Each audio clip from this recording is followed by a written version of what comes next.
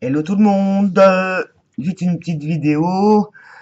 Bon, ben ça fait à peu près un peu plus d'une heure que mon élève est parti. Alors je voulais vous faire un petit compte rendu pour la suite du feuilleton. Donc, qu'est-ce que je peux dire? Ben d'abord c'était super. Je suis tombée sur une personne effectivement qui était désireuse d'apprendre, qui est débutante mais pas tout à fait, et donc elle était enchantée d'avoir un cours particulier. Comme quoi, parfois ça aide. Donc, on a bien travaillé, enfin elle surtout. Je n'ai pas débordé dans le temps, du fait, j'étais beaucoup plus détendue vu que j'avais plus de temps devant moi. Elle était enchantée, c'est ce qu'elle m'a dit en tout cas. On a eu le temps de faire connaissance, on a eu le temps de regarder mes pièces et de voir ce qu'elle avait envie. On a travaillé les couleurs qu'elle voulait, enfin bon. Et donc, à un moment donné, je lui ai dit, bon, ben maintenant, on peut terminer le bijou. Donc, il restait le temps pour le faire. Mais elle m'a dit, je suis trop fatiguée, je sais plus, voilà. Donc, maintenant, pour le réajustement, on va dire, de les ateliers, effectivement, c'est fatigant. Et donc, au bout de 4h30, 5 heures, les gens sont trop fatigués. Donc, il va encore falloir que je module un peu. Ceci dit, en plus, elle a craqué pour plein de mes pièces. Donc, elle m'a acheté un collier, une boîte avec des boucles d'oreilles et une paire de boucles d'oreilles.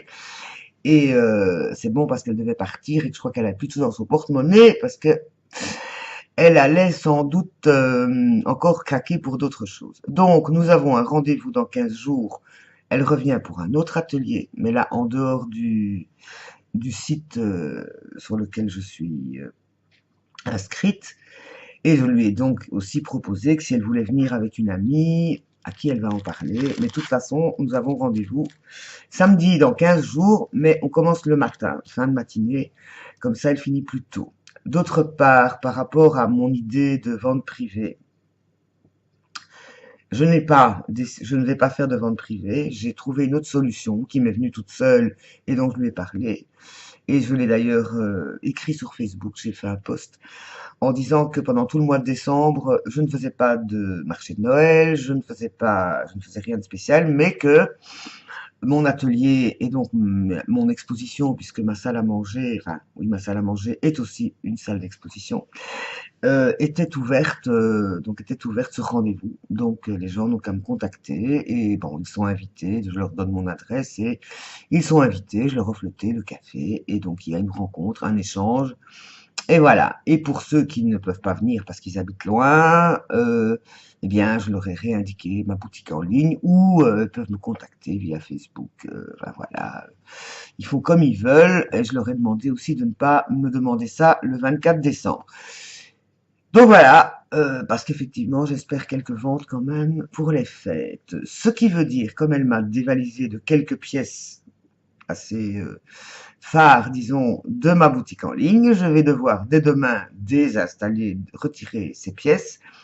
Ben, j'ai du boulot, je peux refaire des nouvelles pièces pour les fêtes.